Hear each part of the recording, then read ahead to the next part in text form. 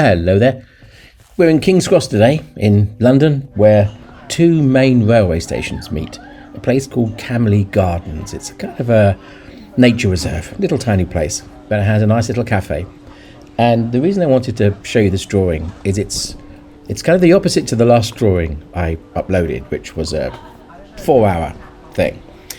This is the kind of drawing you do when you've got a coffee in one hand. It's kind of 20 minutes, 25 minutes. It's fast. It's kind of lazy in a fun way. It's actively and knowingly making mistakes, largely in part to the fact that you're also concentrating on your bacon, lettuce and avocado breakfast at the same time. So it's that kind of casualness. I mean, one of the examples of what I mean by making errors is you can see the arches on the front of the facade. There's actually 7 of them. And I started by thinking, I'm not going to draw 7 arches. I don't care whether there really are 7 there. I'm going to draw 4. And even then, as I drew the 4, I thought, and I haven't drawn them so they all fit. That's because I didn't do any kind of pencil sketch here at all.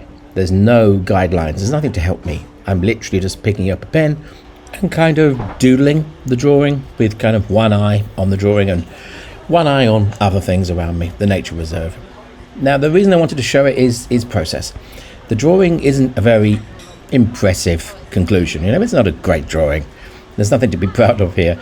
But the process itself is interesting in that by trusting the process, you get to a point where something happens at the end. There's enough layering of information.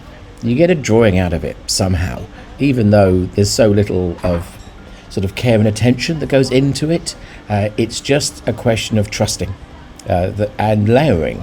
So you'll see that I've started with a fountain pen. I'm using at the moment the Tom Studio Pocket fountain pen with a flexible nib, and I'm using that nib in order to get the maximum amount of movement in the ink line.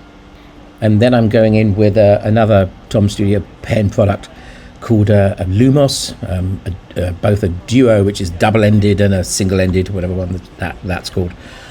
And I've filled these pens with fountain pen ink, basically. So in some cases waterproof ink, like rotary ink, as you see at the moment. Other cases kind of coloured inks. And I'm trying these kinds of ink-filled pens with brush nibs, brush tips, to see how they work together, how they create this sort of graphical interest. And I'm seeing whether whether it's got legs, whether I like it, whether it's something it's worth progressing with and exploring. They're interesting pens. I mean, I'm enjoying using them. But as with all things, you have to kind of do things a few times and kind of get used to them and have a conversation with the tools in order to see whether they're going to work together, with all the other things you do. Also using, of course, the acrylic paint pens. Currently I'm using JusArt or JusArt. I don't know how to pronounce it. I don't know how to pronounce anything these days. Everything has funny names.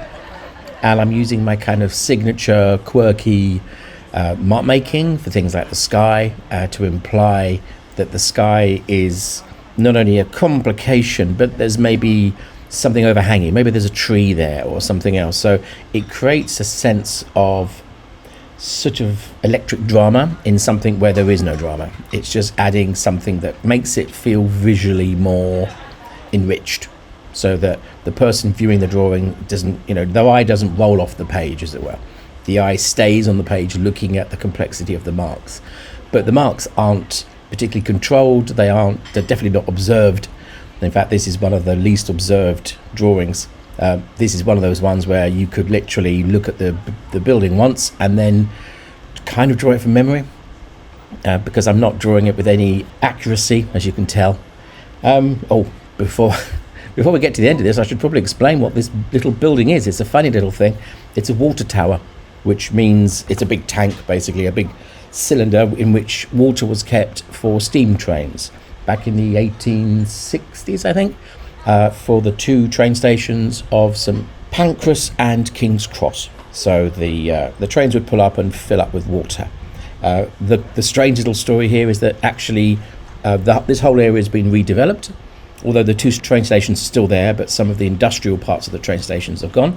And they kept this water tower, but they couldn't keep it in the position where it originally was. They had to move it. So it's been reconstructed in a new position. just over there, over the other side of the nature reserve. It's a fun little cafe. I recommend it. The coffee's good. And I recommend developing yourself a process by which you can do a very quick drawing in a way that you can trust that the end product's going to have something about it that you like. Thank you so much for listening to this very, very quick and very inaccurate drawing. Thank you. See you next time.